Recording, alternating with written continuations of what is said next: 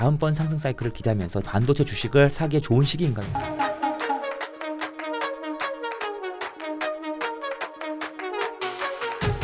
서두르세요. 고정 댓글을 확인하세요. 또 와주셔서 고맙습니다. 안녕하세요. 반갑습니다. 김금혁 위원님. 북한을 나오신 게 벌써 몇 년 됐다? 12년 됐고요. 벌써 12년. 이제 뭐 연말이니까 13년 정도 되는 것 같습니다. 와, 좀 있으면. 근데 그 사이에서도 또 북한에 대해서 또 남북 관계에 대해서 북미 관계에 대해서 계속 또 연구하시고 공부하시고요. 네, 꾸준히 뭐 트렌드를 쫓아가고자 노력을 하고 있습니다. 근데 이번에 이제 미국에서 트럼프 전 대통령이 다시 이제 집권을 하게 되면서 그렇죠. 와, 이게 어떤 변화가 또 생겨날지. 사실 변화라고 하기에는 과거에 있었던 건데 그래도 1기랑 2기 때랑은 또 완전히 달라질 것이다라는 관측들도 되게 많더라고요. 그렇죠. 일단은 트럼프 1기와 트럼프 2기 때의 그 가장 큰 미국 내에서의 변화를 좀 먼저 말씀을 드리면 네. 트럼프 1기 때는 이 트럼프 대통령, 그러니까 그 당시에 트럼프 대통령과 그 주변을 둘러싼 참모들의 어떤 여러 가지 관계가 좀 재밌는 관계들이 있었어요. 왜냐하면 당시까지만 하더라도 트럼프 대통령이 이제 다시 보호주의, 그러니까 보호무역주의를 내세우면서 마가, 즉 Make America Great Again을 내세우지 않았습니까? 근데 그때 당시까지만 하더라도 트럼프 대통령 혼자 마가를 좀 주장을 했었고 그 주변에 어떤 포진해 있던 여러 가지 뭐 폼페이오라든가 이런 뭐 공화당 내 엘리트들을 보면은 약간 기성의 어떤 그 공화당이 가지고 있던 수십 년간 공화당을 대변하는 그런 엘리트들의 어떤 그 전형적인 모습이었거든요. 예컨대 어떤 미국의 어떤 그 국제적인 영향력이라든가 국제적인 그 질서에서 미국이 차지하는 위치와 역할을 반드시 분명하게 수행을 해야 된다라고 생각하는 사람들, 그런 사람들이 주변에 포진을 해 있었는데. 뭐 대표적인 사람이 볼튼 이런 사람이겠죠. 그렇죠.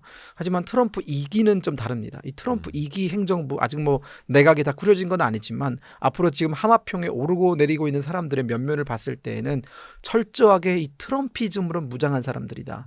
즉 과거에는 트럼프 대통령과 그리고 트럼프 대통령은 어떻게 보면 아웃사이더 아닙니까? 그런 그렇죠. 아웃사이더를 보좌하는 이너서클 내의 어떤 그 튼튼한 그리고 전통적인 그 관료 집단이 트럼프 대통령을 보좌했다면 지금은 다 아웃사이더 같은 사람들이다. 다 트럼프랑 결이 맞는 사람들로만. 그렇죠. 예, 트럼프 대통령과 결이 맞는 사람들, 즉 우리는 이걸 미국 정계에서는 이제 트럼피즘이라고 부르는데 트럼피즘이 사실상 공화당의 절반 이상을 차지했다라고 보시면 될 것 같고 지금 현재 공화당이 하원이라든가 상원을 다 이기지 않았습니까? 그것도 굉장히 어떻게 보면 의미하는 바가 큰 것이 현재 그 공화당의 상원과 하원을 차지한 사람 중에 절반 이상이 트럼프 대통령을 지지했거나 혹은 지지하거나 아니면 뭐 반대를 하지 않는 사람들, 즉 범 트럼프 진영이라고 봐야 되거든요. 그러면 이 범 트럼프 진영을 다른 말로 범 트럼피즘이 공화당을 완전히 지배를 했고 그 공화당이 현재 범 트럼피즘이 완전히 미국을 지배하고 있다라고 보시면 되기 때문에 1기 때와는 상당히 어떻게 보면 트럼프 대통령의 그 생각이라든가 철학 이런 것들이 상당히 직선적으로 투시될 가능성이 높다라는 것이죠. 그러니까 사실 그 재선에 한번 실패하고 나서 본인 주변에 있던 사람들이 다 등 돌리고, 그렇죠. 막 책 사갖고 책 팔고 강연하러 다니고 막 자기 이름 팔고 다니고 막 이렇게 많이 했었잖아요. 이번에는 트럼프도 많이 좀 일을 간 것 같아요. 그렇죠. 지금 현재 인수위의 구성을 놓고 보면은 인수위 이제 꾸리잖아요. 인수위를. 그럼 인수위를 꾸릴 때 가장 중요한 게 차기 내각에 어떤 사람들을 들이냐, 그리고 차기 백악관의 뭐 보좌진이라든가 그런 사람들을 어떤 사람들로 꾸리냐가 굉장히 중요하지 않겠습니까? 그러면 인사 검증이 반드시 필요한 부분이고요. 근데 과거 트럼프 행정부 때는 그 인사 검증을 시스템에 의해서 했어요. 하지만 지금 그 인사 검증 누가 하고 있냐면 트럼프의 장남이 하고 있습니다. 트럼프 주니어가 그걸 하고 있거든요. 이 트럼프 주니어는 사실상 이 사람도 굉장히 아웃사이더 같은 사람인데 또 어떤 측면에서 봤을 때에는 미국의 정통 보수와도 또 가장 결이 맞는 사람이에요. 뭐냐면 지금까지는 어떤 그 미국의 보수주의와 미국 기독교 사이의 그 관계가 수면 위로 많이 드러난 적이 없었죠. 하지만 최근에 트럼프 대통령이 대선을 치르면서 가장 수면 위로 올라온 게 미국의 복음주의거든요. 미국 크리스천계 내에서도 그 복음주의가 가장 영향력을 발휘하면서 결국은 쉽게 말하면 낙태에 반대라든가 이런 전통적인 그 기독교 문화를 지켜야 된다고 생각하는 사람들, 그리고 기독교 문화를 퍼뜨려야 된다고 생각하는 그 복음주의자들이 어떻게 보면 이번에 대거 이제 수면 위로 올라온 셈이고 트럼프 장남이 바로 그런 사람입니다. 그렇기 때문에 이 트럼프 장남이 가장 전면에서 현재 인사 검증을 지휘하고 있고 뱉은 말이 있어요. 트럼프 내각에 들어오는 사람들은 아버지보다 똑똑해서는 안 된다는 겁니다. 장남이 한 말이에요?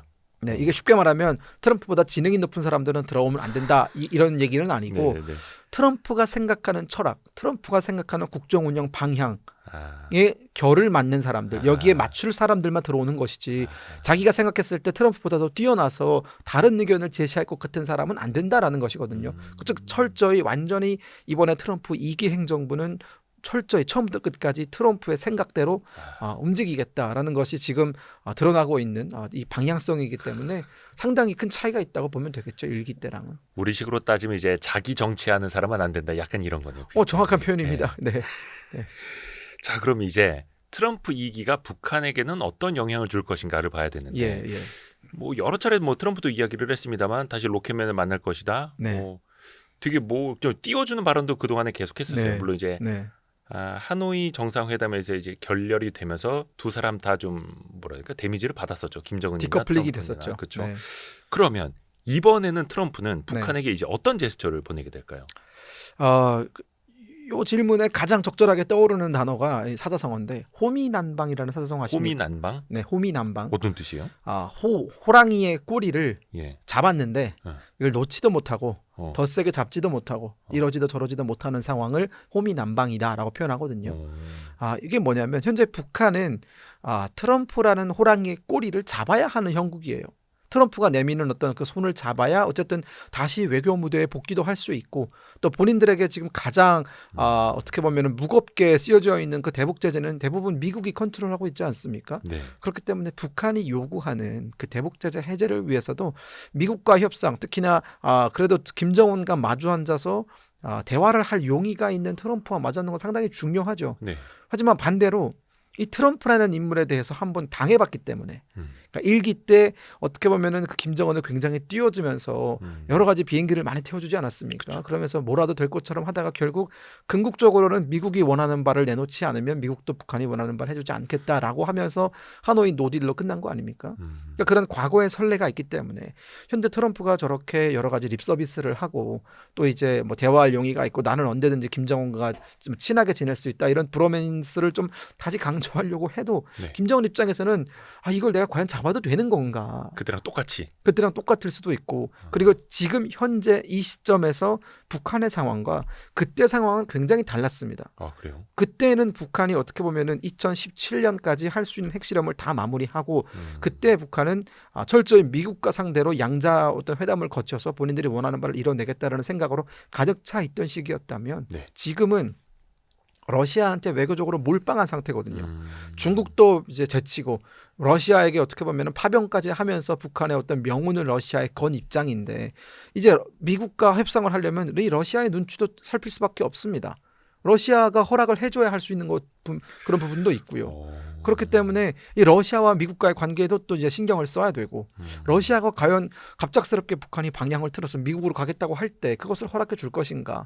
이게 뭐 허락해 주고 말고의 문제가 아니라 내면으로 깊숙이 들어가면 지금 북한이 러시아로부터 필요한 여러 가지 뭐 원조라든가 물자 지원이라든가 가스 공급이라든가 혹은 뭐 대륙간 탄도미사일의 뭐 대기권 재진입 기술이라든가 이런 아주 사활적으로 북한이 러시아로부터 받아내야 하는 것들이 몇 개 있어요. 근데 그것이 완벽하게 북한으로 이전이 되지 않은 상태에서 지금 트럼프가 됐단 말이에요. 네. 그러니까 북한 입장에서는 내가 러시아 쪽으로 더 깊숙이 가는 게 맞는 건지 아니면 옛 친구를 찾아서 다시 트럼프 쪽으로 가야 되는 건지 이러지도 저러지도 못하는 상황이다 보니까 지금 트럼프 대통령 당선된 지 벌써 5일이 지났어요. 녹화일 기점으로. 네. 북한에서 아무런 논평도 나오지 않고 있고요. 그러니까 네. 북한과 관련해서 우선순위는 아닌 것처럼 하고 그렇죠. 네. 근데 김정은 입장에서 일단 푸틴과 손은 잡았는데 네. 뭐 파병까지도 해줬고 근데 아직 북한이 받을 거는 못 받았고 그렇죠. 그거는 시간이 또 걸리는 일이고 네, 네. 옛 친구라고 표현하신 거는 트럼프. 그렇죠. 옛날에 좀 친하게 지냈던 친구 다시 돌아왔는데 저 친구 손에 있는 게 지금 뭔지 잘 모른단 말이죠. 김정은은. 그래서 호랑이의 꼬리를 잡긴 잡았는데 네, 이걸 더 놓지도 못하고 더 깊게 잡지도 못하고 이러지도 저러지도 못한다. 그래서 호미난방의 형국이다라고 좀 표현을 하겠습니다.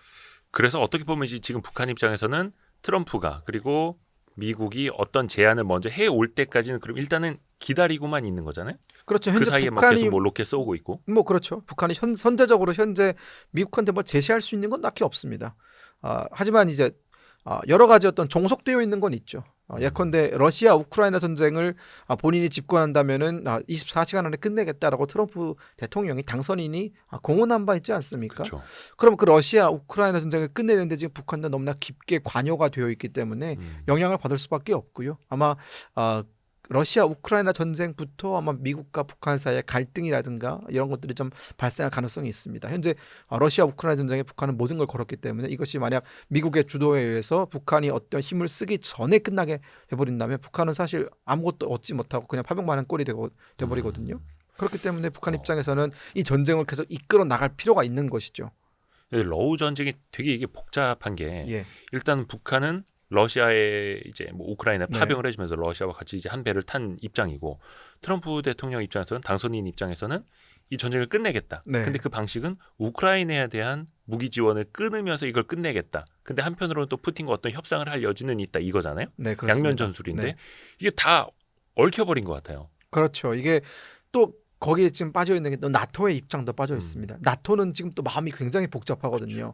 나토 입장에서는 만약 트럼프 대통령이 주장하는 대로 현재의 그 전투 지금 전투 지형에서 끝나게 이걸 끝낸다면, 즉 러시아가 현재 점령한 우크라이나의 그 영토를 기준으로 해서 여기서 정전 상태를 만들어 버리게 된다면은 사실 이것은 어디까지나 종전이 아니라 일시적인 정전이지.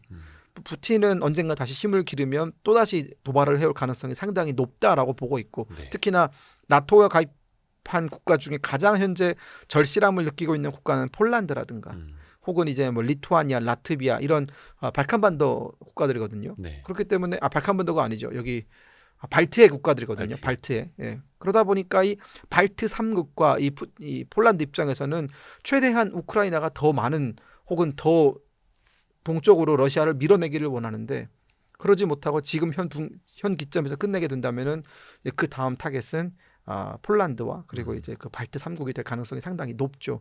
그러면 나토 입장에서도 지금 현재 미국이 원하는 대로 전쟁을 끝내는 것에 대해서 내심 동의를 하지 않을 가능성이 상당히 높습니다.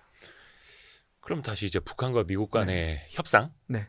에다 초점을 좀 두자면 지난번에 이제 하노이 회담 때도 네. 먼저 이제 핵을 제거하거나 핵 미사일을 반출시키는 거 먼저 카드를 꺼내든 걸로 알고 있는데 미국 입장에서 이번에는 다를까요? 아니면 똑같이 반복이 될까요? 아직까지 뭐 트럼프 2기 행정부 때 북한과의 뭐 관계를 어떻게 하겠다라고 구체적인 로드맵이 나온 게 없어서 모든 건 다 추정할 수밖에 없는 점이라는 걸 미리 말씀을 드리고요.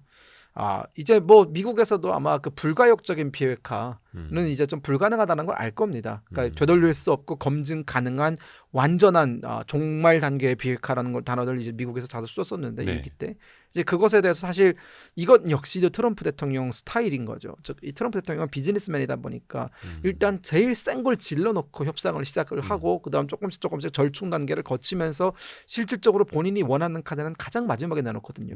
그게 이제 어떻게 보면 하노이 회담에서 트럼프 대통령이 내세웠던 그 강선지구에 있는 북한의 핵시설 폐기였는데 앞으로 트럼프 대통령이 뭘 요구할지는 모릅니다. 다시 본인이 일기 때처럼 완전 불가능한 비핵화를 요구할지 아니면 현재 북한이 가지고 있는 핵 능력을 이 시점에서 멈추고 즉 핵 능력을 더 이상 고도화시키는 걸 멈추고 쉽게 말하면 핵 군축이죠.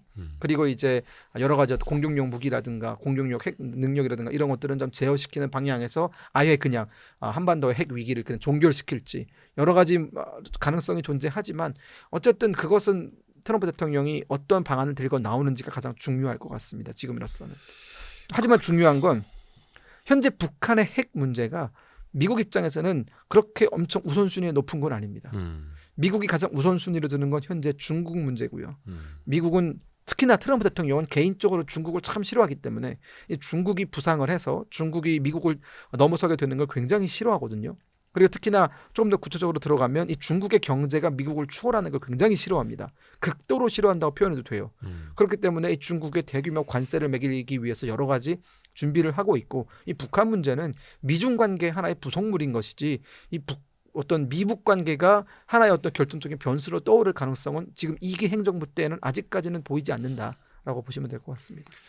그러니까 중국과의 G2 패권 경쟁도 있고 러시아 우크라이나 전쟁도 있고 이스라엘 문제도 있고 근데 북한은 당장 뭔가 시급한 게 아니기 때문에 우선순위에서는 저 뒤에 있는데 근데 또 김정은 입장에서는 우리를 우선순위에 둬라라고 무언의 시위를 계속 하는 거잖아요. 지금 뭐 동해상으로 뭐 발사하고 막 이런 게. 이미 여러 번 했죠. 그렇죠. 이미 날 좀 보소, 날 좀 보소. 이미 강선에 있는 그 고농축 우라니움 핵시설도 공개를 했고요. 그리고 이제 화성 19형이라고 하는 그러니까 북한이 주장하기로는 완전 무결한 ICBM을 발사하기도 했는데 사실 그 모든 것들은 이제 트럼프 후보를 향해서 날 좀 봐달라라는 어떤 그런 제스처인데 미국에서는 아무런 반응도 없지 않습니까? 심지어 이런 반응이 나왔어요. 위협이 되지 않는다. 네, 미국에서는 아직까지는 미국과 그 주변 동맹국에게 확실한 위협으로서 평가할 수 없다라는 입장이 나왔기 때문에 미국은 아직까지는 트럼프 진영이 완벽하게 갖추어지기 전까지는 북한의 이러한 여러 가지 도발적 움직임에 대해서 주시는 하되 선제적으로 뭔가 대응을 취한다거나 메시지를 낸다든가 이런 조치는 아직 없을 거로 보입니다. 아마 이 상황이 내년 1월까지는 이어질 거예요. 근데 이제 우리 입장에서는 네. 더 큰 도발을 할까봐 또 걱정이 되는 거죠. 우리는 이제 국경을 맞대고 있으니까. 특히 이번 정부랑 북한이랑 점점 더 이제 사이가 안 좋아지고 있고, 그렇습니다. 아예 그 한국은 철저한 적국이다 이렇게 선언하기도 네. 했잖아요, 네. 북한이. 네. 그러면 이제 남북 간의 관계는 그냥 남과 북 스스로는 더 개선이 되기는 어려운 지경 이렇게 보는 게 맞을까요? 물론 정치에 확실한 건 없거든요. 네. 특히나 또 국제관계에도 무조건 100%라는 건 없습니다. 이렇게 또 서로 으르렁거리다가도 또 물밑에서 특사를 주고받으면서 조율을 할 가능성도 분명히 있어요.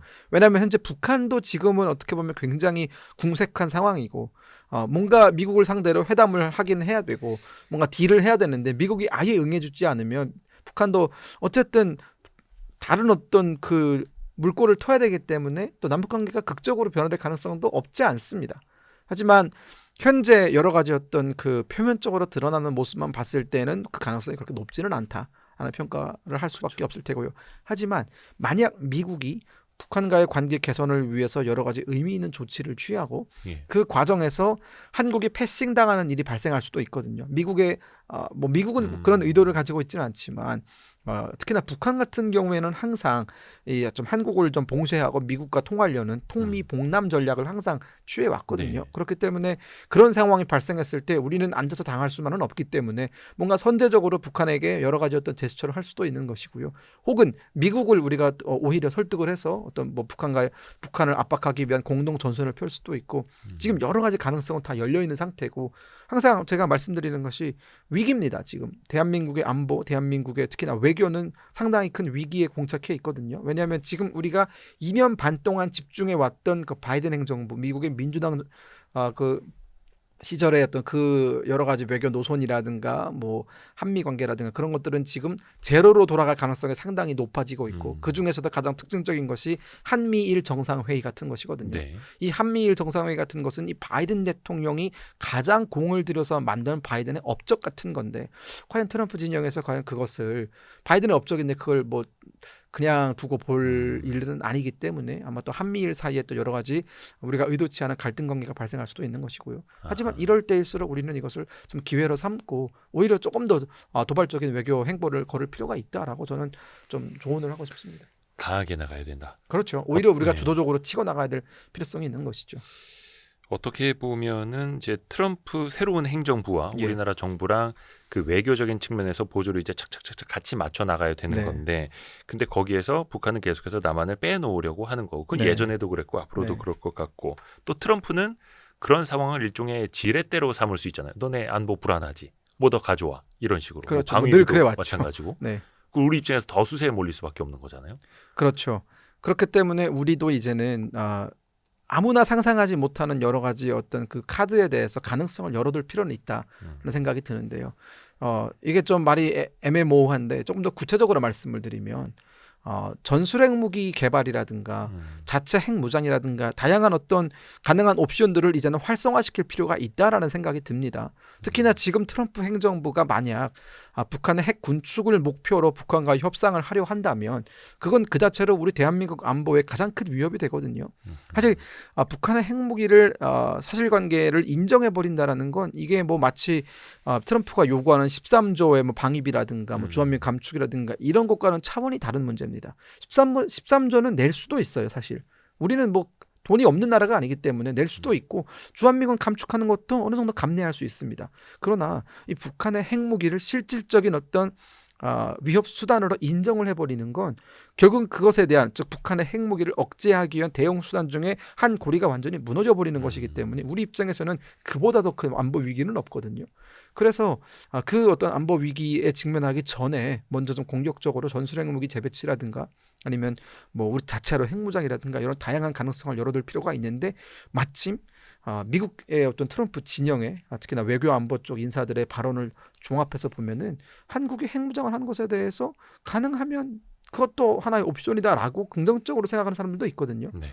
그렇기 때문에 오히려 우리 입장에서는 기회가 될 수도 있다는 생각을 하는 거죠. 또 하나가 지난 10월쯤이었나요? 예. 북한이 이제 주장하기로서는 남한이 보낸 무인기가 평양 상공을 침투했다. 이러면서 이제 막 엄청 노발대발하더라고요. 그렇죠. 근데 우리 국방부는 조금 모호한 자세를 취했습니다. 확인해 네. 줄 수는 없다. 요 정도로. 뭐 외교가에서는 그걸 이제 NCND다라고 부르는데 긍정도 부인도 하지 않는 건데 그래서 이거는 어떻게 봐야 될까? 뭐 북한의 자작극일까요? 아니면 우리가 보내기는 했는데 또 모호하게 또 국방부도 나오니까. 네. 사실 저도 그것에 대해서는 확실하게 제가 말씀드릴 수는 없습니다. 네, 뭐 알아도 말할 수 없는 부분이 있고요. 그래서 사실 뭐 북한의 자작극이다 혹은 뭐 우리가 보냈다 어떤 것도 확실하게 이거다라고 말씀드릴 수 없다는 부분에 대해서는 좀 양해의 말씀드리겠고요. 하지만 가능성을 따져놓고 봤을 때 이 자작극일 가능성은 사실 저는 조금 50% 미만이라고 봐요. 네, 왜냐하면 자작극이라고 하기에는 지나치게 도발적이었고요. 그리고 자작극이라고 하기에는 지나치게 본인들의 어떤 그 중심, 그 코어가 되는 조선노동당 그 중앙청사의 뭐 상공이라든가 그런 것들을 뚫렸다라는 걸 주민들한테 공개한 셈이 되기 때문에 그리고 전달의 내용도 사실은 좀 예민한 부분이 있었고요. 물론 그런 것까지 다 감내하면서 또 자작극이라고 볼 수 있는 다양한 어떤 정황이라든가 뭐 징후라든가 그런 것들도 존재를 했습니다. 하지만 오직 당위 측면에서 봤을 때 과연 북한이 저런 자작극을 벌려서 얻을 수 있는 이득이 뭔가? 즉 자작극을 통해서 얻을 수 있는 이익과 이 자작극을 함으로 인해서 발생하는 손실 같은 게 있는 거잖아요. 주민들의 종료라든가 혹은 뭐 여러 가지 어떤 뭐 위기 상황이라든가 혹은 한국을 자극해가지고 뭐 그들이 원하지 않는 어떤 안보적인 어떤 위기가 발생할 수도 있는 것이고요.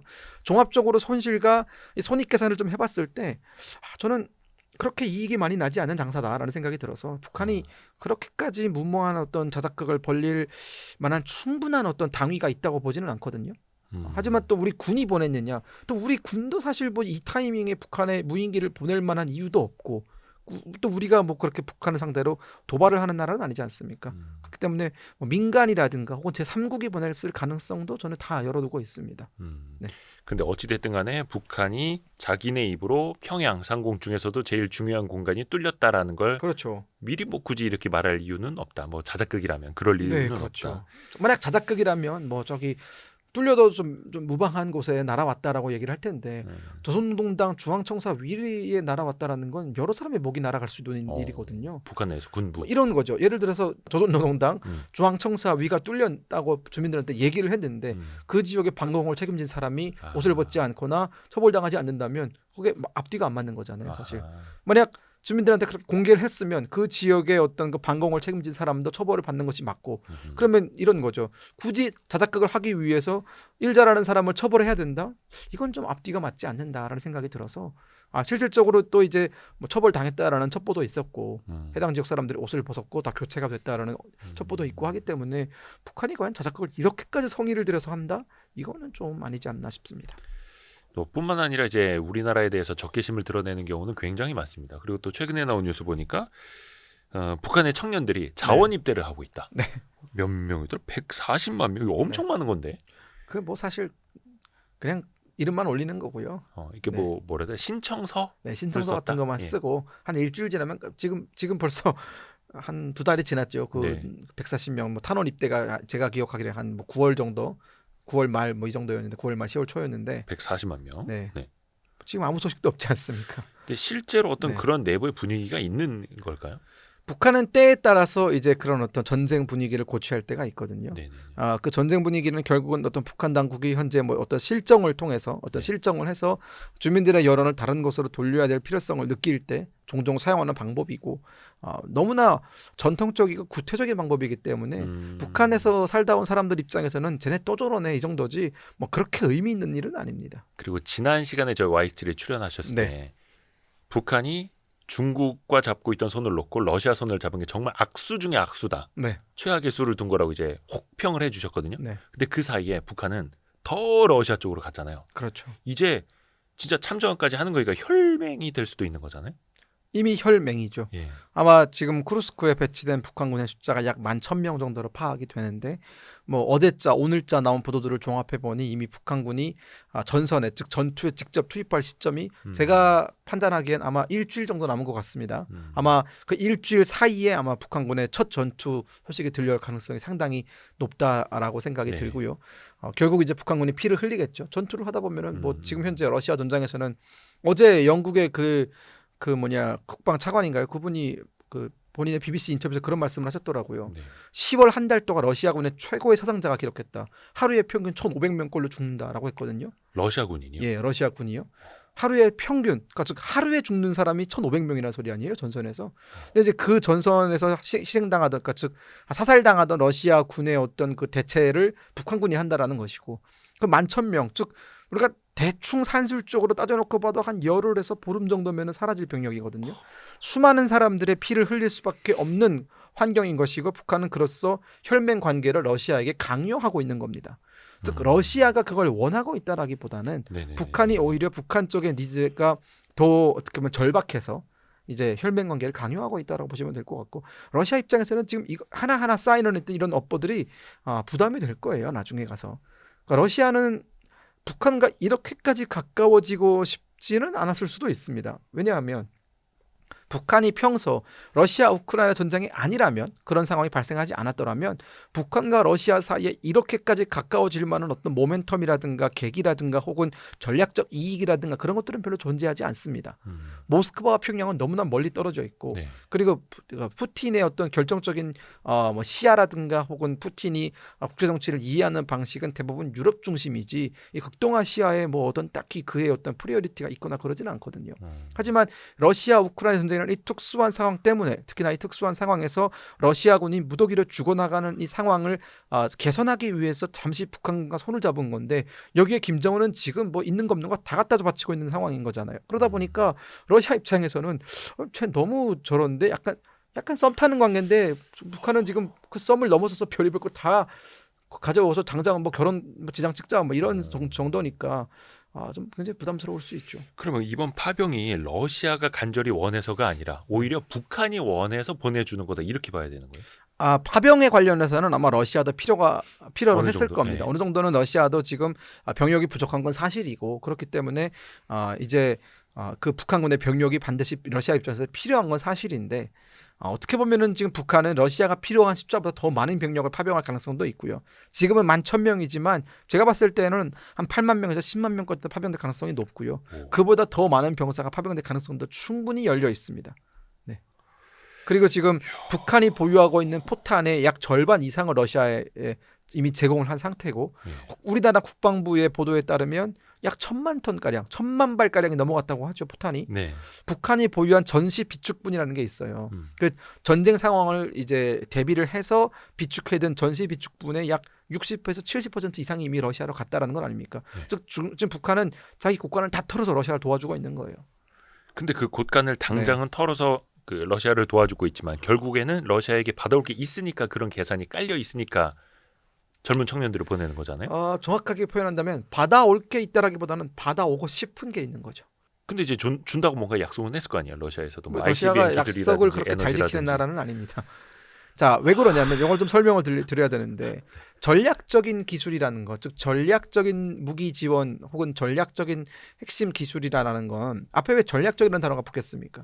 그 기술을 가지고 있음으로 인해서 그 나라가 얻는 여러 가지 어드밴티지가 있기 때문에 그리고 협상의 레버리지가 있기 때문에 전략이라는 말이 붙는 것이거든요. 예.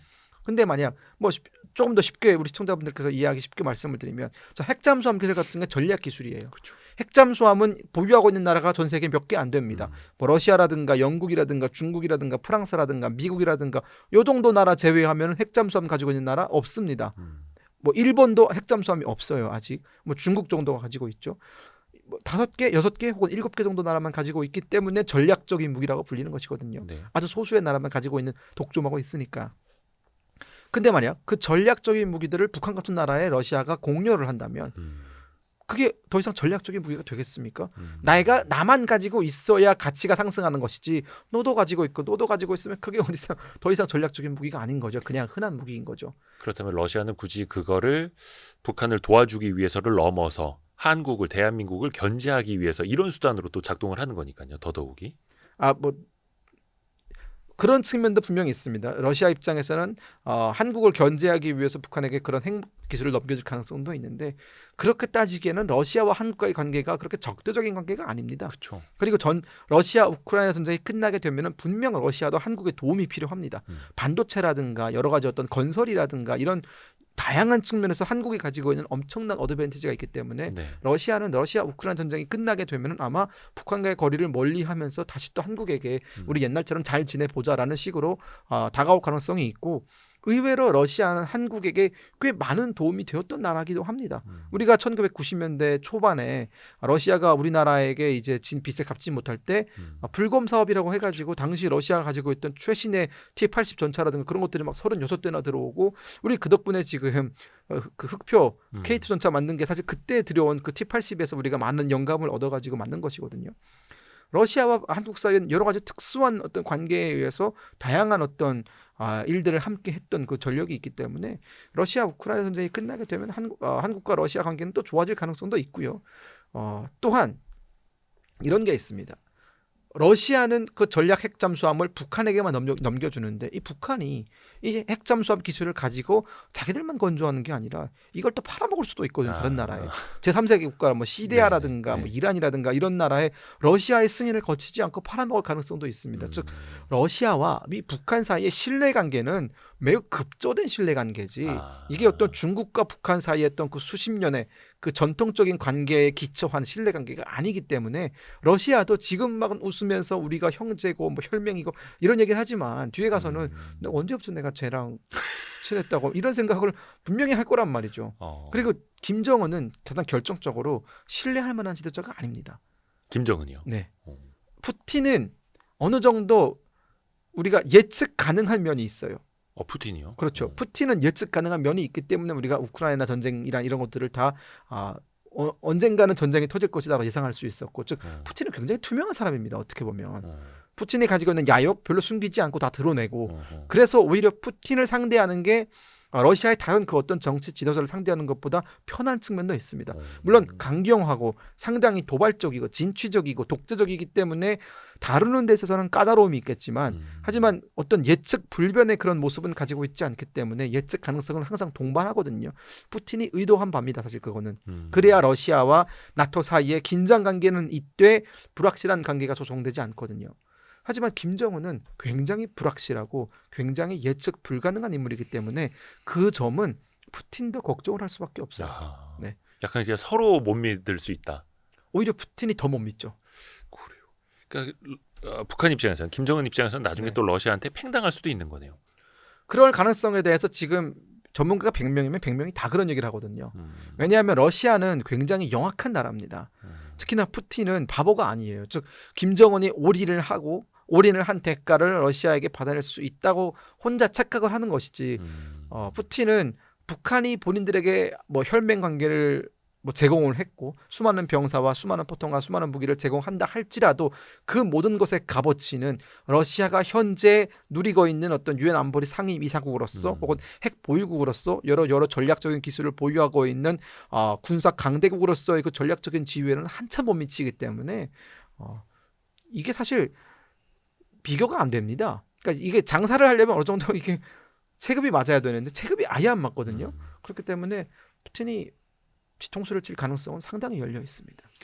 근데 뭐 유엔 안보리 뭐 어떤 뭐 제재라든지 특히 뭐 인권 관련 어떤 결의안이라든지 다 중국도 그렇고 러시아도 그렇고 계속해서 과거에도 북한 편을 들어주긴 했었는데 그거는 그거고 어떻게 보면 이제 반미 전선의 일부일 거고 혈맹 관계에서 추후의 약속을 지속적으로 지키느냐 안 지키느냐 이거는 완전 다른 얘기인 거네요. 그렇죠. 그럼 또 우리 입장에서는 과거에 뭐 러시아 쪽 수출도 많기도 했었고 러우 전쟁 끝나면 북한과 러시아 어떤 그 틈바구니를 외교적으로 막 파짓고 들어가서 북한한테 조금 더 불리해지게끔 만드는 것도 하나의 또 방법일 수도 있겠네요. 그런 어떤 여러 가지 지금 말씀하신 그런 부분들을 우리 외교관들이 잘 해내야 되는 부분이고 우리가 조금 더 저돌적이고 도발적으로 외교를 해야 된다라고 제가 소두에 말씀을 드린 것이 러우 전쟁이 끝나게 되면은 네. 러시아 입장에서는 북한의 용도는 끝납니다. 용도. 네, 용도 폐기되는 거죠. 왜냐하면 북한의 용도는 용병을 제공하고 포탄이라든가 여러 가지 단거리 탄도 미사일이라든가 이런 걸 제공하는 것 이외에 러시아한테 제공해주는 전략적인 물자가 없습니다. 뭐 북한에 기름이 납니까? 뭐가 있습니까? 뭐 물고기 갖다 줄까요? 뭐 없잖아요. 북한은. 그렇기 때문에 북한이 가지고 있는 어떤 전략적 가치는 러시아 우크라이나 전쟁 중에만 발생하는 것이지 러시아 우크라이나 전쟁이 끝나게 되면은 북한은 그저 러시아 입장에서는 굉장히 성가신 이웃이죠. 왜냐하면 전쟁이 끝나면 일단 러시아도 경제를 재건하고 복구하는 것이 무엇보다 중요하기 때문에 또 다른 갈등 관계를 양산함으로 인해서 러시아를 고립시키고 러시아를 전 세계 적으로 돌리는 것만큼은 하지 않으려고 할 거란 말이에요. 그러면 당분간 해빙기가 찾아오게 될 것이고 러시아와 미국 사이 혹은 러시아와 나토 사이, 유럽 국가들 사이에 여러 가지 어떤 관계 진전을 위한 여러 가지 또 물밑 협상이 오고 갈 텐데 그 와중에 북한이 러시아를 믿고 러시아를 등에 업고 뭐 반미 전선, 대미 전선에서 막 목소리를 높이고 미사일 쏴버리고 핵실험 해버리게 되면은 러시아 입장에서는 굉장히 컨트롤하기 어려운 친구의 존재가 너무나 부담스러울 겁니다. 그렇기 때문에 제가 말씀드린 것처럼 러시아 우크라이나 전쟁이 끝나면 북한은 용도가 그걸로 끝납니다. 자, 그렇다면 이제 그 빈틈을 우리가 치고 들어가서 러시아한테 딜을 제시할 수 있는 것이죠. 우리처럼 잘 살고 부유하고 있는 것 우리는 정말 있는 게 돈밖에 없는 나라인데 북한과 비교했을 때 우리가 훨씬 더 매력적인 구매처가 아니겠느냐라고 러시아를 분명히 설득할 수 있는 것이고요. 그럼 러시아는 매우 현실적인 이유 때문이라도 우리와 다시 손을 잡을 수밖에 없습니다. 지난번에도 이게 중국 입장에서 봤을 때 네. 김정은은 컨트롤하기 어려운 친구라고 하셨는데 이번에는 러시아 입장에서도 김정은은 컨트롤하기 어려운 친구 똑같이 이렇게 되는 거예요. 네, 저는 그렇게 봅니다. 그래서 그럴까? 뭐 하여튼 여러 가지 도발을 또 하기도 합니다. 근데 이번에 선보인 게 그 화성 19형 네, ICBM 네, 그게 이제 탄두를 뭐 여러 개를 그렇죠. 탑재할 수 있다 네. 뭐 이런 거였는데 다탄도 미사일이죠. 네. 근데 그게 실전용이라고 보기는 어렵다고들 하는데 그게 네. 어떤 기술의 완성도 측면에서 그런 거예요? 아니면 다른 의미가 있는 거예요? 또 그걸 굳이 또 공개를 했잖아요. ICBM에서 가장 중요한 것은 물론 추진체, 그러니까 추진체를 잘 만들어서 또 긴 사거리를 날아가는 것도 상당히 중요하지만 결국은 땅에 꽂혀서 터져야 미사일로서의 효과가 있는 거잖아요. 그렇죠. 예. 땅에 떨어져서 그 터지기 위해서는 대기권을 뚫고 들어와야 됩니다. ICBM은 쉽게 설명하면은 고각으로 발사하든 무슨 각도로 발사하든 일단 성층권을 뚫고 올라갔다가 다시 이제 거기서 이제 자유낙하식으로 그 긴 거리를 비행하고 와서 자유낙하식으로 대기권으로 다시 재진입해서 목표물로 떨어지는 것이 이제 ICBM이거든요. 그러면 대기권으로 재진입하기 위해서는 올라갈 때와는 또 상당히 다른 압력과 다른 온도를 견뎌야 됩니다. 그리고 탄두부의 그 특수광 그 안에 어떤 그 재질을 만드는 게 굉장히 중요하고 아주 핵심적인 기술입니다. 근데 북한은 아직 탄두 재진입 기술을 갖고 있지 못합니다. 즉 그 탄두 안에 그 폭발 물질을 보호할 수 있는 그 껍데기를 가지고 있지 못하거든요. 러시아가 그걸 줬느냐 안 줬느냐가 이번에 가장 큰 핵심이었어요. 다탄두는 그렇게 중요한 건 아닙니다. 우리도 만들 수 있어요. 다탄두는 그냥 그 탄두의 그 직경을 크게 만들고 그 안에 여러 가지 탄두를 넣으면 그만인 겁니다. 넣으면. 네. 근데 이제 중요한 것은 재진입 기술이 있느냐. 근데 북한이 이번에 공개한 영상을 보면 재진입 기술은 공개가 안 됐어요. 다만 그 추진체 같은 경우에는 러시아가 신형 추진체를 북한에게 제공했을 가능성은 상당히 높습니다. 지금 현재. 왜냐하면 ICBM을 발사하기 전에 항상 모든 나라가 다 그 추진체 연소 시험을 합니다. 그러니까 추진체가 제대로 작동하는지 그 연소 시험을 한 두세 번 정도 거친 뒤에 추진체의 안전성이 확보된 상황에서 이제 그 추진체 위에 탄두를 얹어가지고 발사 시험을 하거든요. 근데 이번에 북한은 화성 19형 발사 시험을 하기 전에 추진체 시험을 단 한 번도 수행하지 않고 바로 추진체 위에 탄두를 올려서 발사를 했습니다. 그 말은 러시아가 이미 검증 완료된 추진체를 북한에게 제공했을 가능성이 있죠. 하지만 또 여기서도 약간의 오잉하는 포인트가 북한이 필요한 건 추진체가 아니에요. 북한이 필요한 건 재진입 기술입니다. 근데 러시아는 지금 엉뚱한 거 주고 생색내게 하는 거죠. 야, 우리 줬다. 근데 북한은 추진체 기술은 북한도 얼마든지 시간이 지나면 개발할 수 있는 겁니다. 화성 18형 같은 경우에도 북한이 이미 자체적으로 개발한 추진체가 있고 그 네. 추진체에서 지금 이번에 새로 받은 추진체는 사거리가 그래봤자 한 2,000-3,000km밖에 차이가 안 나요. 근데 그 정도의 기술적인 진보는 북한에게 약간의 시간만 주어진다면 충분히 개발할 수 있는 거거든요. 근데 러시아는 지금 그걸 준 거예요, 북한에. 물론 차후 러시아가 얼마나 더 많은 뭐 부품이라든가 기술적인 지원을 해줄지는 아직은 뭐 미지수지만 저는 과연 러시아가 재진입 기술을 줄까? 근데 이게 재진입 기술을 준다라는 건 러시아가 미국의 심기를 아주 크게 거스르는 것이거든요. 그거죠. 이게 다르콘 탄도 미사일이 뭐 대한민국을 겨냥한 미사일이 아니지 않습니까? 결국 미국을 겨냥한 미사일이고 미국을 겨냥해서 북한이 본인들의 어떤 그 이를 드러내는 것에 러시아가 정점을 찍어주는 것이기 때문에 미국 입장에서는 상당히 도발적인 행위로 받아들일 수밖에 없고 러시아는 미국의 눈치를 봐야 됩니다.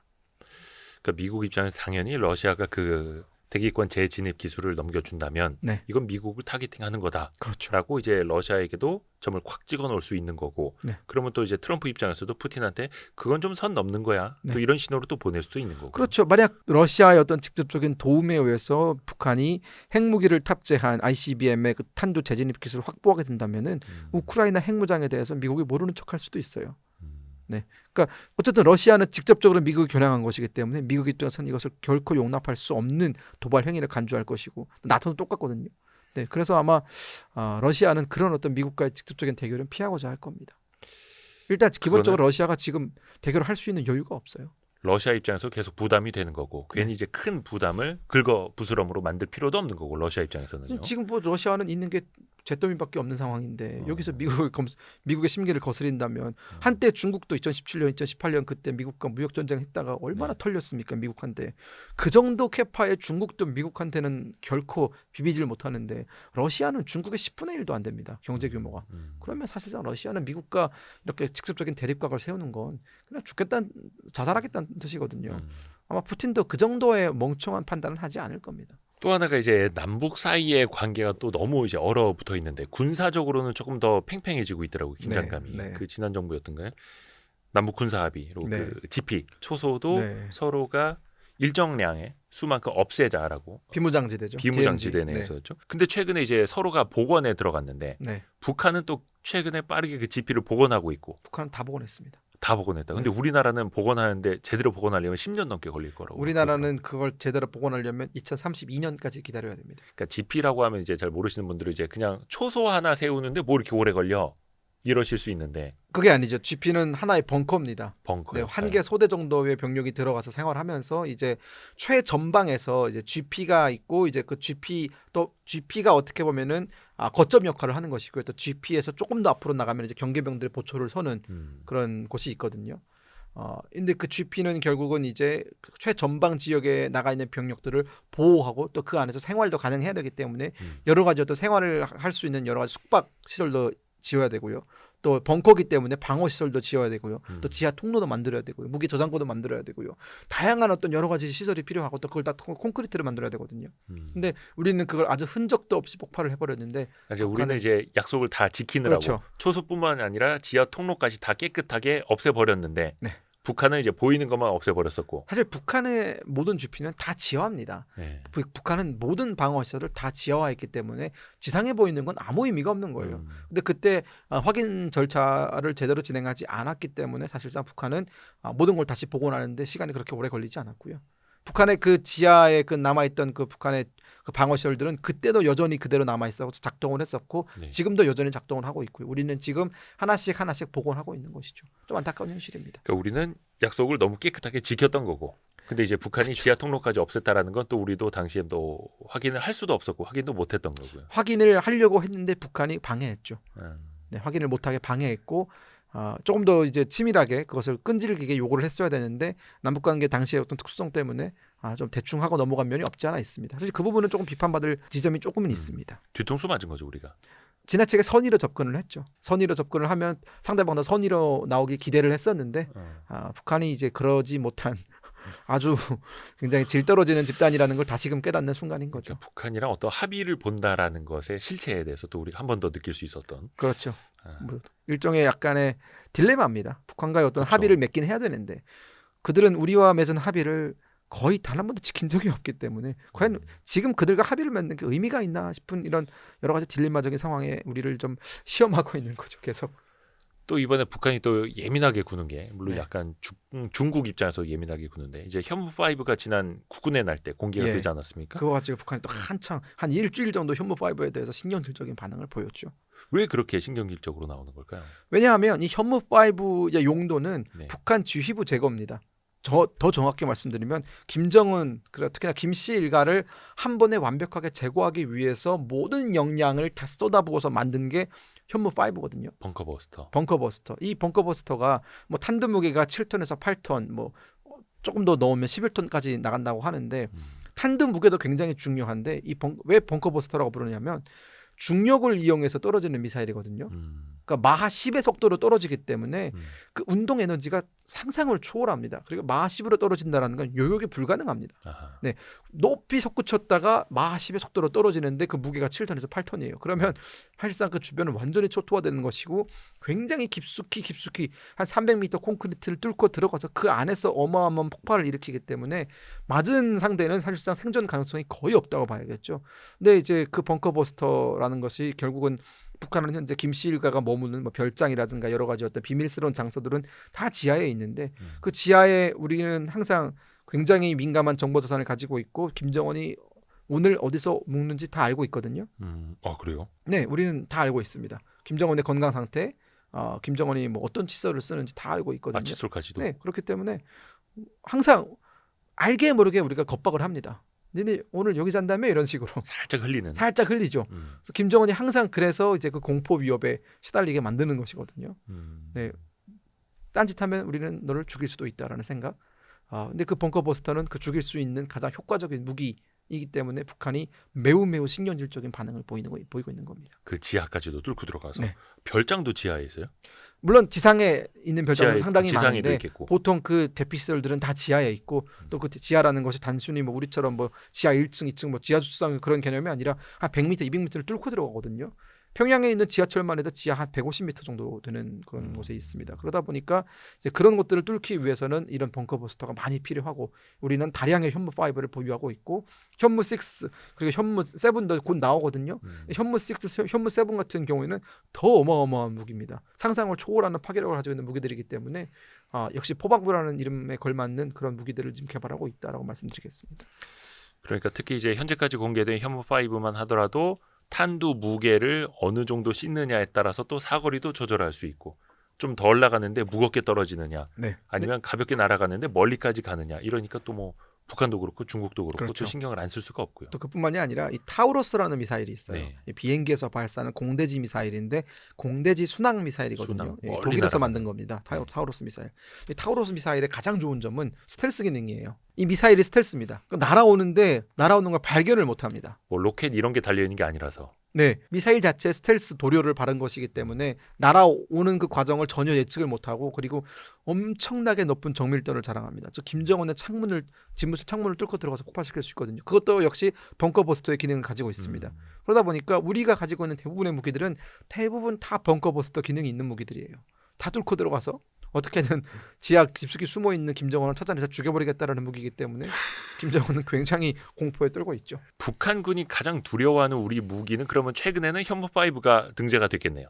현무5와 이제 F-35A죠. F-35A까지. 네. 그럼 현무5 전까지는 F-35. F-35A, 현무4 뭐 그런 무기들이죠. 왜 근데 이제 북한은 이제 우리가 약간 걱정을 하는 게 비대칭 전력 아니겠습니까? 네. 뭐 생화학 무기였든지 아니면 EMP처럼 이제 전파를 네, 교란시키는 그렇죠. 또 당연히 이제 핵무기가 있을 테고 북한이 갖고 있는 그 비대칭 전력, 특히 EMP 네. 이런 거는 어느 수준까지 지금 와 있는 거예요, 혹시?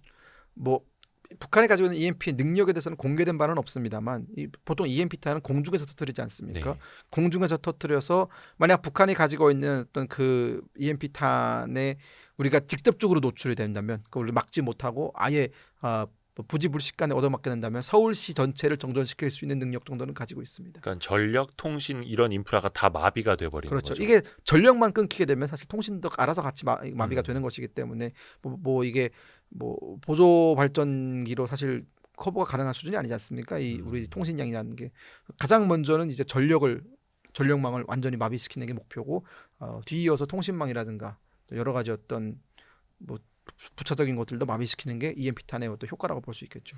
그러니까 저도 아주 예전에 이제 예비군 훈련 가보면 네. 뭐 어디 뭐 발전소라든지 아니면 이제 네. 전력 송배정 막 이런 거 지키라고 이제 뭐 청와대 씨 옆에서 서 있고 이런 훈련을 하기는 하는데 의미가 없습니다. 그건 이제 옛날 방식인 거고 이제는 공중에서 EMP탄 터뜨려서 그렇죠. 모든 걸 다 이제 무력화 시키는 네. 건데 그게 북한에는 다 이제 갖춰져 있다. EMP 무기 체계가 이렇게 봐도 될까요? 북한이 가지고 있는 여러 가지 그 재래식 무기 그리고 이제 전술 핵무기 가운데 전술 핵무기와 이제 EMP탄을 섞어서 쏘는 경우도 있거든요. 그러면 그 전술 핵무기가 폭발하면서 EMP의 기능도 같이 그렇죠. 이제 발생이 되고 그러면 사실 우리는 핵탄두도 얻어맞았고 이제 EMP탄도 얻어맞는 그런 상황이 발생할 수도 있는 것이죠. 만약 우리가 어떤 방어도 하지 못하고 얻어맞게 된다면 그런 상황이 발생할 수도 있습니다. 그래서 이것도 어떻게 보면 당연히 사전적으로 대비를 해야만 하는 그렇죠. 그런 상대방의 무기인 거고요. 네. 근데 예전에도 김금혁 위원님은 네.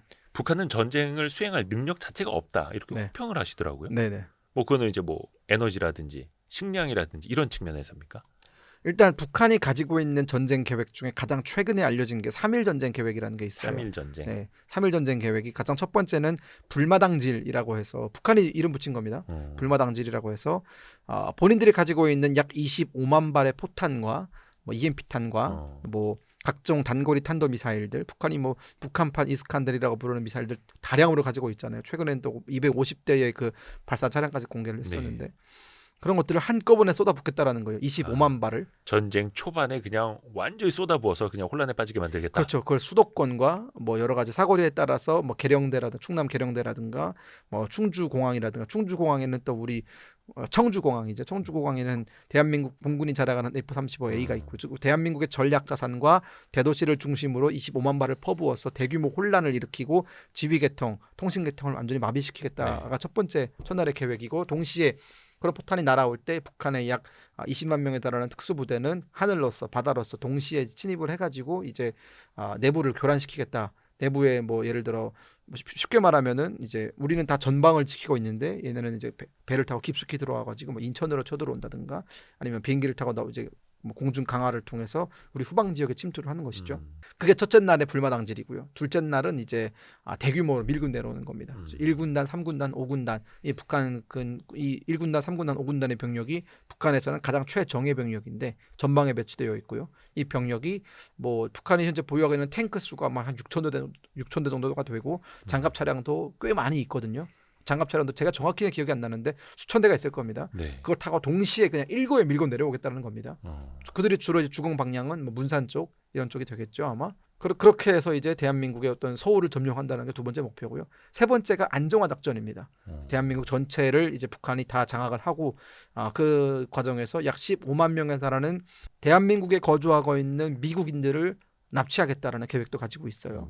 약 15만 명 정도로 북한이 추산을 하고 있더라고요. 거의 뭐 하마스가 이스라엘 사람들 납치하듯이. 정확합니다. 네, 그렇게 해서 미국의 어떤 일단 3일 동안이면은 미국이 건너올 수 있는 물리적인 시간은 아니기 때문에 그 사이에 15만 명을 납치하게 된다면은 미국의 태평양을 건너서 올 수 있는 즉 미국의 지원군을 조기 차단하겠다라는 것이 북한의 목표고요.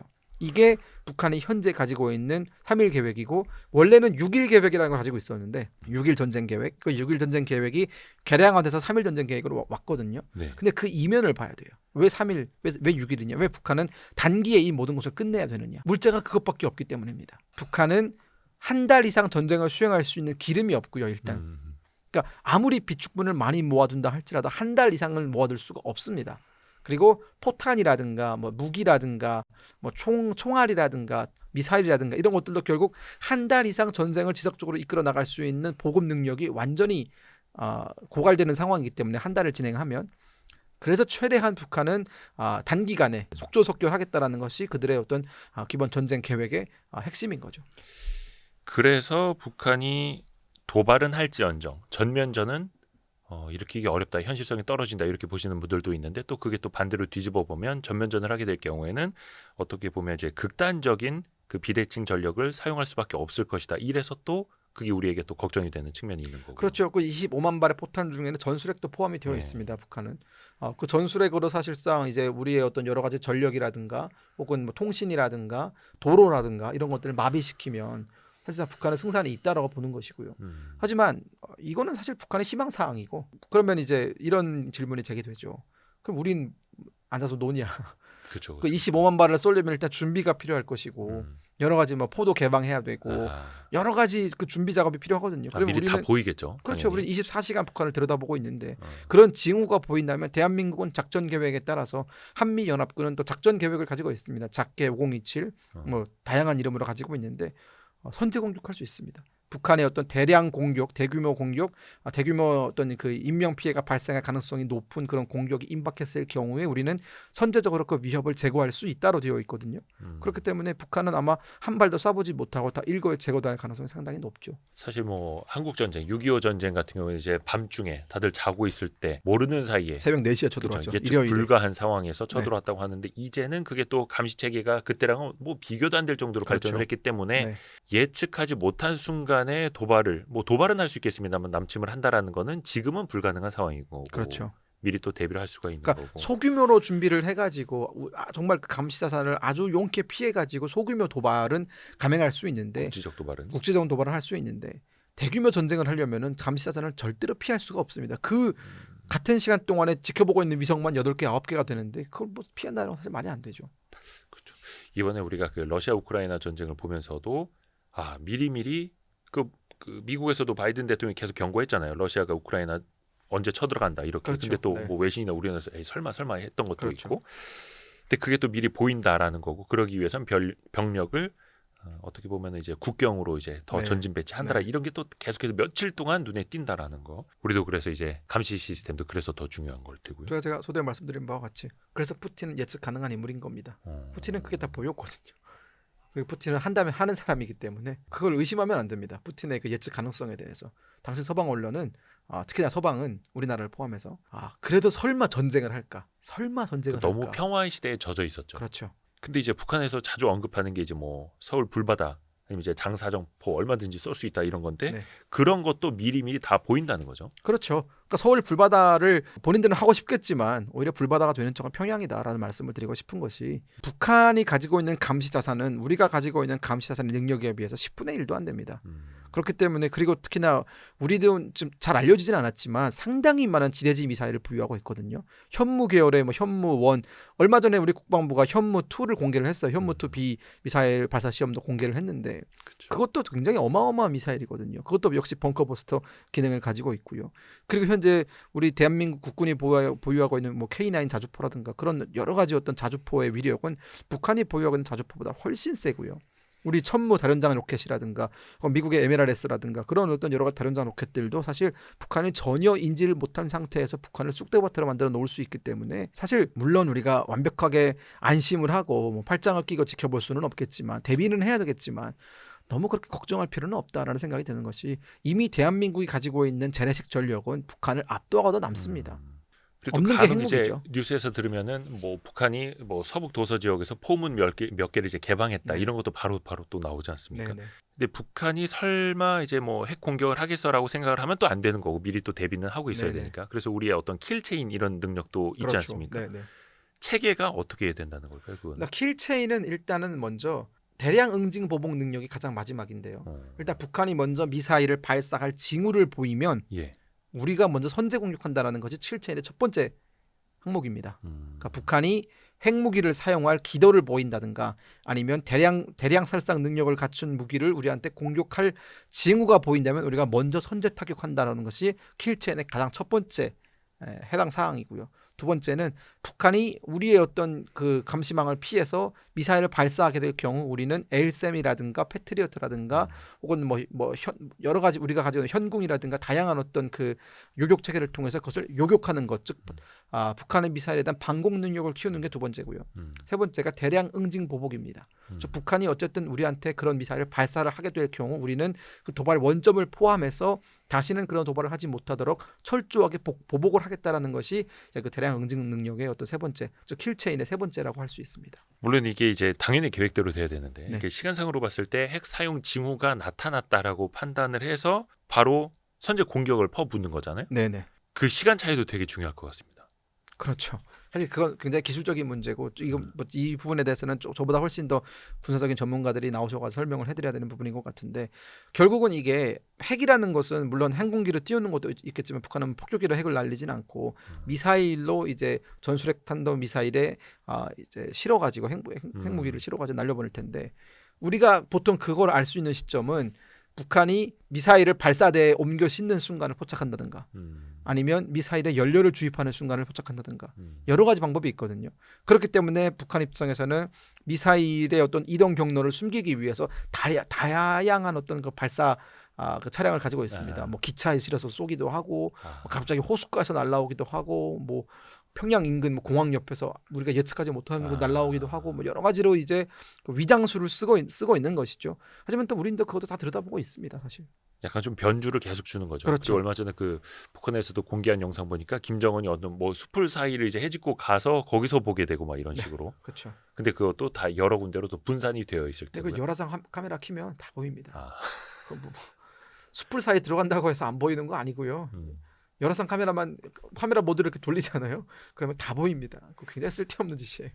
북한에서도 이 킬체인에 대해서는 또 대비를 또 하려고 하겠죠, 당연히. 그렇죠. 이게 어떻게 보면은 창과 방패의 대결 아니겠습니까? 선제적인 거에 또 선제적으로. 그렇죠. 그래서 이제 북한이 내놓는 것이 어쨌든 우리가 북한의 어떤 그 공격 징후를 포착하기 위해서 다양한 감시 수단을 동원하고 있는데 네. 북한은 그 공격 징후를 숨기기 위해서 또 다양한 곳에서 숨어서 발사하거나 아니면 다양한 어떤 발사 차량을 만들거나 뭐 이런 여러 가지 시도를 하고 있고 가장 황당했던 것이 달리는 열차에서 쏘는 거였습니다. 달리는 열차에서도 핵미사일을요? 지대지 탄도 미사일이었는데 핵미사일이라는 건 딴 게 없습니다. 탄두에 뭘 싣냐에 따라서 그게 일반 미사일, 재래식 미사일이 되는 것이고요. 탄두에 핵탄두가 들어가면 핵미사일이 되는 것이죠. 달리는 기차에서도 쏠 수 있게 그걸 또 준비하고 있다고요. 그렇죠. 얼마 전은 아니고 몇 년 전에 시험 발사를 했죠. 어. 근데 그 많은 전문가들이 이제 그 부분에 대해서 좀 오류를 지적하죠. 그래요? 정확도가 형편없을 거다. 결국은 세워놓고 쏴야 됩니다. 달리는 기차에서 미사일을 발사하기 굉장히 어려워요. 정확도를 맞추기가 상당히 어렵습니다. 결국은 열차라도 달리다가 세워서. 멈춰준 상태에서 발사를 하는 것이 훨씬 정확도가 높거든요. 근데 멈추게 되면 우리는 잠수탄에 걸릴 수밖에 없는 것이죠. 그래서 이제 북한은 앞에서도 그 3.1 전쟁 시나리오 말씀을 해주셨었는데 미군이 개입하기 전까지 이걸 바로 끝내버린다라는 게 그들의 구상인 거고요. 네, 그렇습니다. 그게 실현 가능할까요? 근데 미군은 항상 여기 또 주둔을 하고 있는 병력도 있고 뭐 오키나와에도 많이 있고. 그러니까 주한미군이 보통 지금 가장 많이 주둔하고 있는 것이 캠프 험프리스 아닙니까? 네. 평택. 그 평택 지대를 이제 북한이 보유한 뭐 지대지 탄도미사일로 초토화시키겠다. 의정부라든가 평택이라든가 대구라든가 이렇게 주한미군이 주로 위치하고 있는 곳에 북한이 이제 기본적인 어떤 타격 능력을 집중시키겠죠. 그러니까 주한미군 자체를 소멸하는 것도 북한의 일단 1차 타격의 목표입니다. 그리고 추가 파병을 막겠다라는 것이죠. 그리고 추가 파병이 되기 전에 미국인 15만 명을 납치하는 것도 이제 그들의 목표죠. 왜냐하면 추가 파병을 막을 수 있는 인질로 삼는 것이고 또 그보다 빠르게 대한민국 전체를 점령을 하게 되면은 추가 파병이 와도 결국은 미군 입장에서 상륙을 해야 되는 것이기 때문에 또 이게 그냥 뭐 열려진 곳으로 상륙을 해서 뭐 이렇게 치고 들어오는 것이랑 아예 처음부터 상륙을 해야 되는 건 다른 문제 아닙니까? 그러다 보니까 이제 그걸 막겠다는 것이 그게 어떻게 보면 6.25 때도 비슷한 방식이었습니다. 미국의 어떤 추가 지한 병력이 태평양을 건너서 오기 전에 북한 김일성 입장에서는 8.15 전에 전쟁을 끝내는 게 목표였죠. 끝내려고 했었죠. 네. 근데 이제 또 과거랑은 전쟁의 양상이 또 달라질 수밖에 없기 때문에 물론 이건 네네. 우리가 대비하는 차원에서 여쭤보는 겁니다. 네. 만약에 이제 미군 추가 병력이 들어오기 전에 남한을 침공을 한다. 그러면 북한에서 계획하는 어떤 경로 같은 게 있을 것 아닙니까? 결국은 지상 병력이 또 내려올 테고요. 네네. 일단은 가장 많은 군사 전문가들이 취약하다고 뽑는 것은 일단 서북 도서, 서해 5도가 굉장히 취약하고요. 그리고 이제 두 번째로 만약 북한의 대규모 병력이 남한으로 진공한다고 했을 때에 그들이 가장 주로 활용할 수 있는 루트는 문산 측면입니다. 이 문산 측면, 그 문산 파주 이 측면이 굉장히 열려 있거든요. 자유로가 있지 않습니까? 그러다 보니까 그 자유로를 따라서 침공할 가능성이 높고요. 그리고 이제 의정부 방면도 사실상 어떻게 보면 북한 입장에서는 쳐들어 내려올 수 있는 곳이고요. 즉 북한의 탱크가 지나갈 수 있는 평지가 어떻게 보면 우리 입장에서는 1차적으로 막아야 되는 곳입니다. 북한은 주로 탱크를 타고 내려오기 때문에 특히나 이제 철원 지역의 그 철의 삼각주 일대도 엄청나게 넓은 평야거든요. 그 지역을 따라서 북한이 돌파를 시도할 가능성도 높고 또 고송지대, 그 강원도의 고송지대의 그 동해안 측면을 따라서 북한의 어떤 탱크가 밀고 내려올 가능성도 있습니다. 요 네 것이 많은 군사 전문가들이 이제 항상 지켜보고 있는 북한이 대규모 어떤 그 지상전이 발발하게 됐을 경우 북한군이 내려올 수 있는 주요 충로라고 하죠. 그것을. 근데 문산 측면이 굉장히 취약합니다. 근데 탱크가 서울까지 내려올 수는 있습니까? 못 내려와요. 그 지난번에도 말씀해 주신 게 이 탱크가 장거리 운행을 거의 해본 적이 없다 이런 말씀해 주셨잖아요. 못 내려옵니다. 못 내려오는 가장 결정적인 이유는 네. 이런 얘기하면은 일산 사시는 분들이 굉장히 싫어하는데 네. 일산그라드라는 말을 아십니까? 네? 일산그라드. 일산그라드? 네. 무슨 말씀이에요 그게? 일산이라는 도시 신도시를 계획할 때부터 사실 군사적인 목적이 있는 도시였습니다. 일산은. 그러니까 스탈린그라드에 빗대서 일산그라드라고 부르는 것인데 이 스탈린그라드가 2차 대전 때 결국은 대규모 어떤 시가전이 발생을 했었고 나치 독일의 발목을 잡은 도시 아닙니까? 나치 독일이 그 스탈린그라드 전투에서만 약 70만 명 가량의 사상자가 발생했거든요.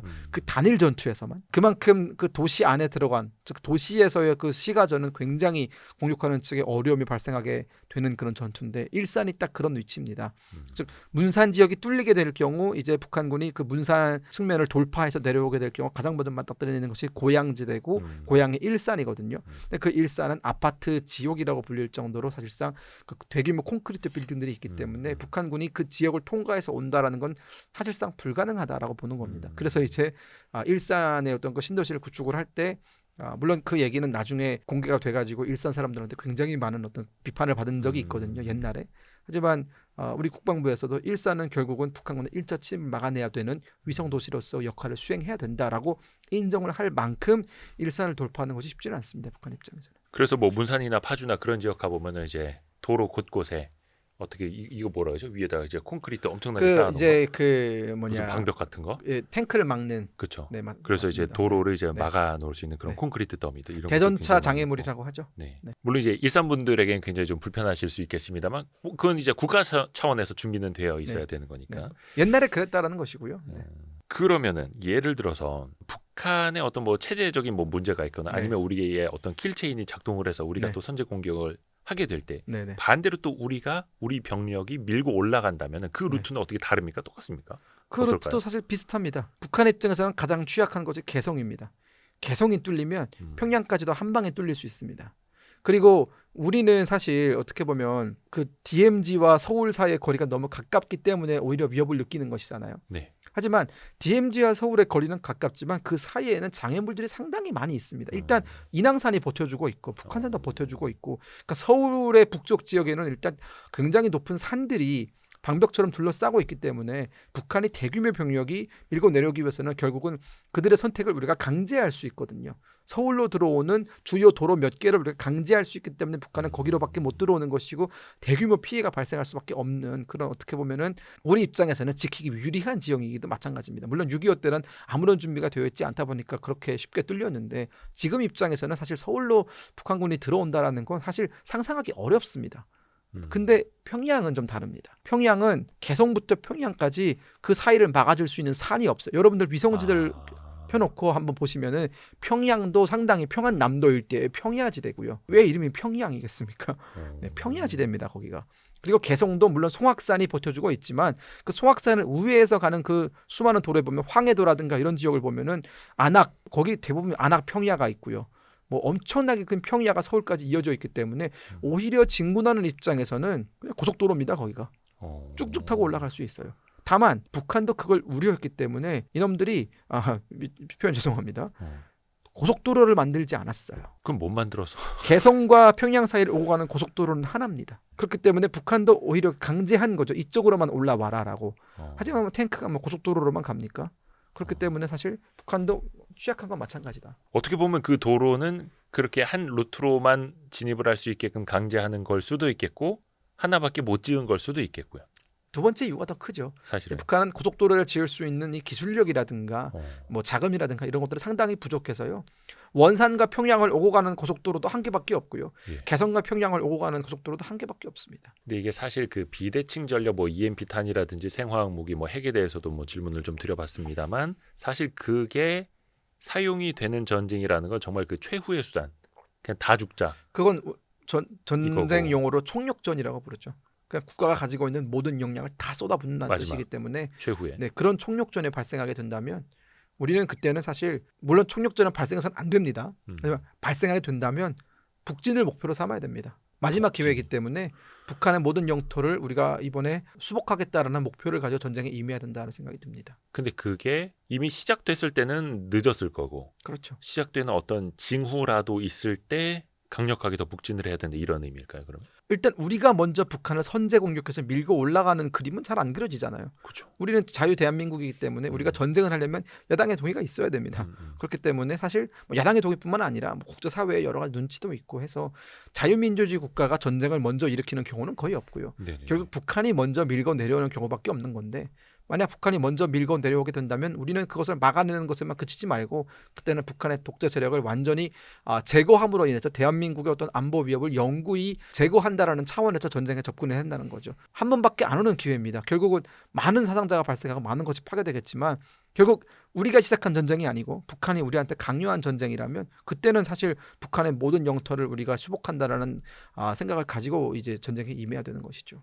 하지만 그럴 가능성은 지금으로서는 그렇게 높지는 않습니다. 그렇죠. 그러면 또 러시아나 중국이 개입을 할 테고 네.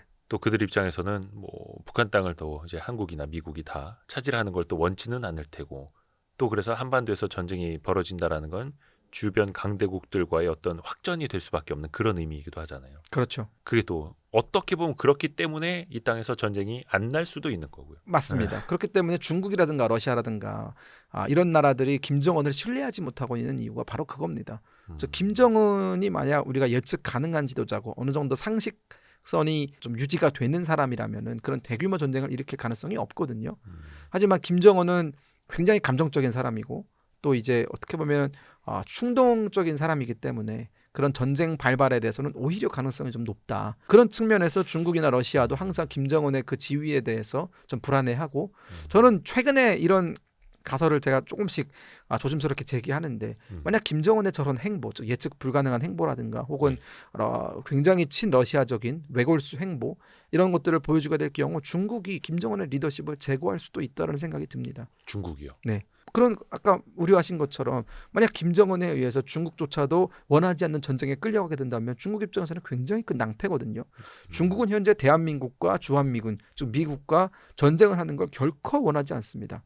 그렇게 된다면 중국 경제가 몰락하는 건 시간 문제고 중국 공산당도 사실상 지금의 그 지위를 누리지 못하거든요. 괜히 저 동북아 작은 나라 하나 때문에. 그렇죠. 현재 중국의 모든 관심은 대만 통일인데 만약 동북아 지역에서 특히나 한반도 북부에서 중국이 원하지 않는 분쟁에 억지로 끌려가게 될 경우 대만을 수복하기 위한 그 시간이 또 늦춰지게 되는 것이고 1950년대에 바로 중국이 그때 그랬거든요.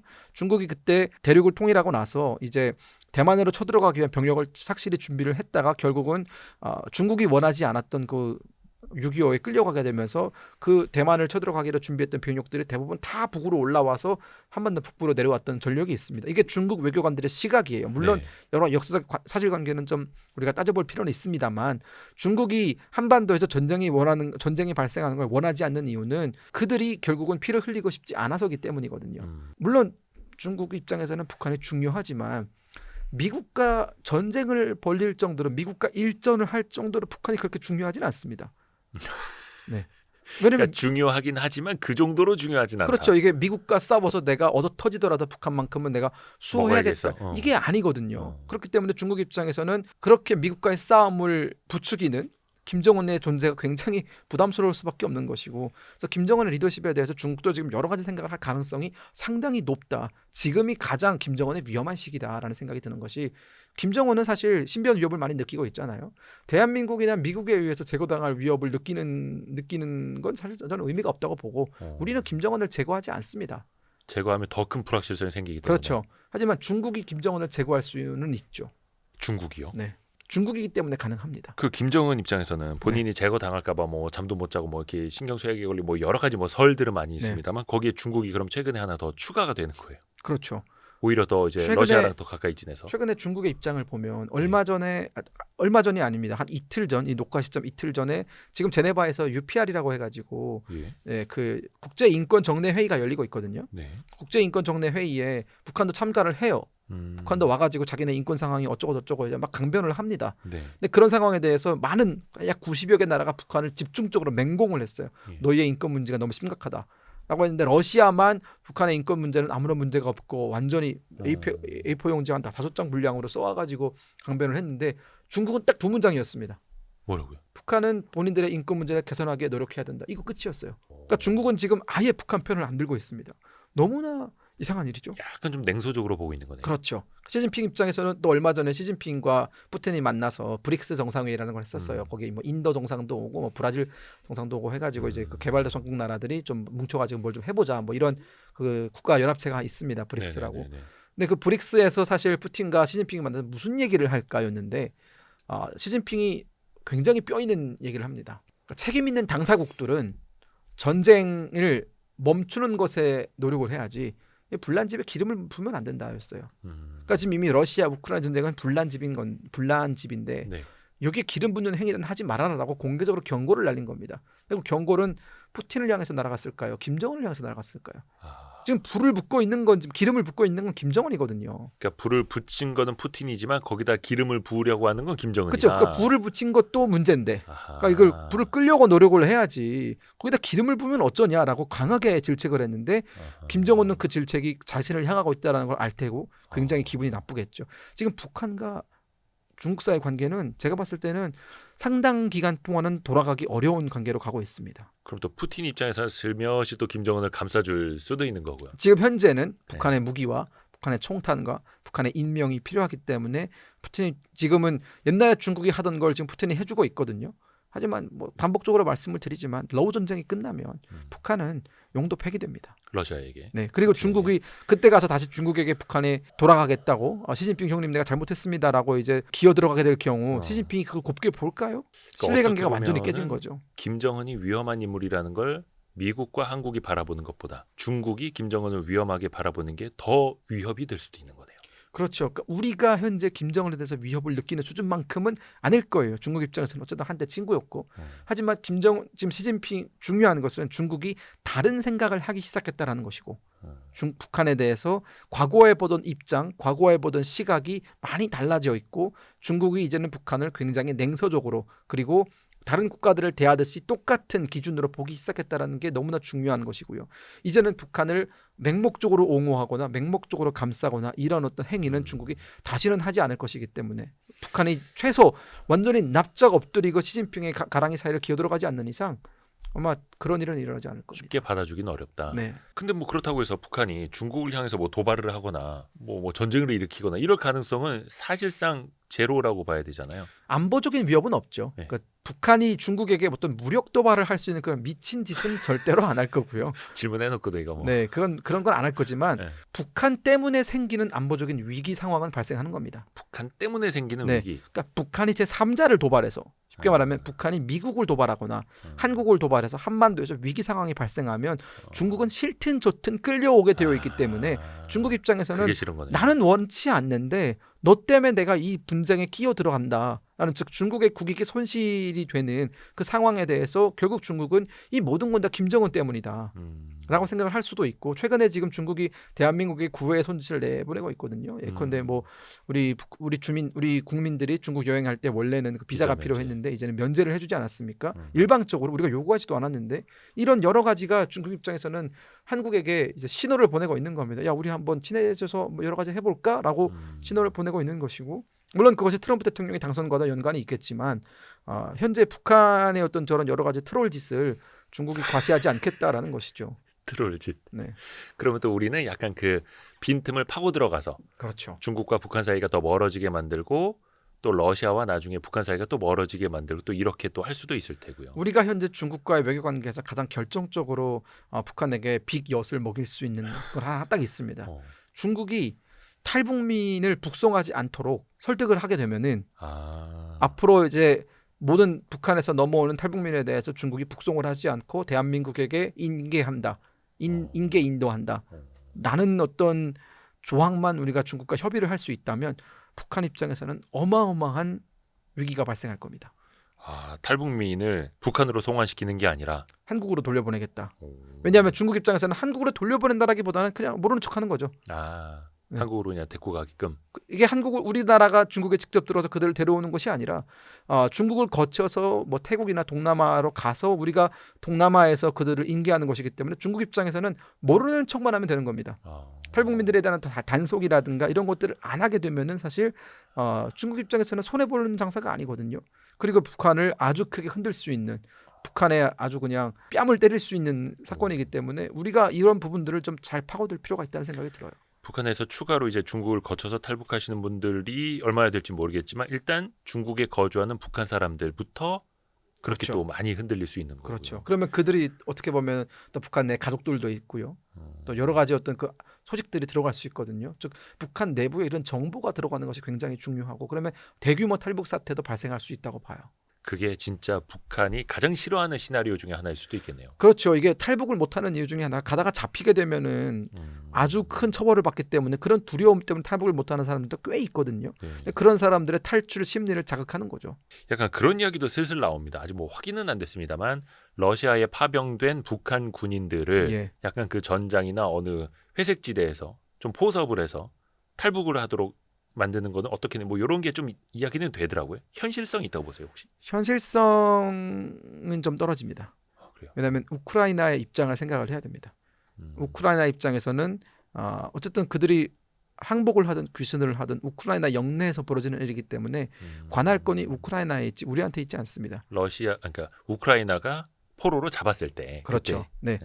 그때. 그리고 이제 어쨌든 뭐 쿠르스크에서 잡히든 뭐 동부 우크라이나 동부에서 잡히든 우크라이나 영토 내에서 잡히게 되면은 우크라이나가 1차적으로 그들에 대한 뭐 신병 인계 이런 것들을 해야 되기 때문에 사실 여기에 우리가 개입을 해서 그들을 한국으로 데려온다는 것은 우리의 발상인 것이고요. 우크라이나가 그것을 허용을 해줘야 되는데 우크라이나 입장에서는 그런 포로들을 데리고 있어야만 또 러시아에 잡힌 우크라이나 포로들과의 맞교환도 가능하거든요. 그렇죠. 그래서 우크라이나의 어떤 여러 가지 이해관계도 좀 고려를 할 필요가 있다라는 말씀을 드리겠습니다. 어떻게 보면 이제 포로 활용 방안에 대해서도 또 미리미리 고민해 볼 필요가 있어 보이네요. 그렇죠. 이거는 이제 네. 국가 전략적으로도 네네. 마찬가지고 오늘 다각도로 이야기를 들어봤습니다. 김금영 위원님 오랜만에 또 와주셔서 다음에 또 뭐라 해야 될까? 이거는 약간 재미난 이야기라기보다는 좀 전략적인 이야기 네네. 예, 그렇게 또 한번 부탁을 드려보겠습니다. 알겠습니다. 감사합니다. 감사합니다. 고생했습니다. 다음번 상승 사이클을 기대하면서 반도체 주식을 사기에 좋은 시기인가요?